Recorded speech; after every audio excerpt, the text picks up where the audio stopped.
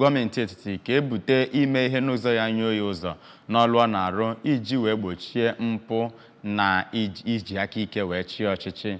Ndị kwuru okwu n'ọgbakọ ndị eji okwu ha gba izu otu ụbọchị bụ ebe eji eneba anya n'akwụkwọ nkwa onye isi ala kwere bụ ụlọọrụ International Press Center Lagos were ọnọdụ n'Abuja n'ebe ahụ wee kpọkwukwazi ụmụ amaala ka a jiri akụrụngwa niile ru ha aka n'oge a wee kpọkuo gọọmenti ka ọ lụọ ọrụ otu o siri wee kwesị. Anụta ka Eze BS na Abuja bụ Princess Ekwi Ajide ga-akọlụga akụkọ n'isi.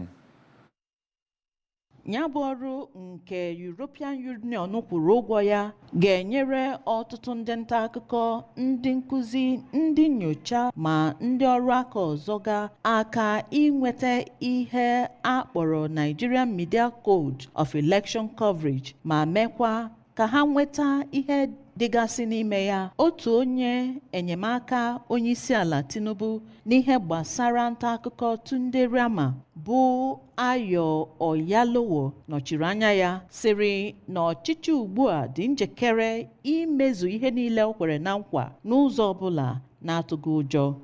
N'ihe nkọwa nke kasị mkpa akpọrọ Beyond the Rhetoric of Campaigns, the role of citizens and the media in ensuring democratic accountability, ka onyeisi mbụ nke African Center for Leadership, Strategy and Development, Dr. Otiv Ibuzo, sịrị na ọchịchị dị mgbagwoju anya karịa ihe kwere na nkwa oge campaign.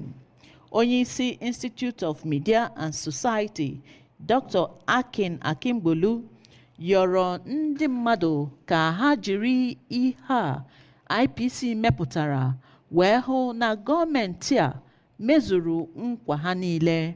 N'aka nke ya ka onyeisi International Press Center Lagos, Lanre Arogundade, bụ onye tụlere nkwa niile Tinubu kwere oge campaign, sịrị na ya bụ senta eteela aka ọ na-akwado ndị nta akụkọ maka ịhazi aka ọrụ ha.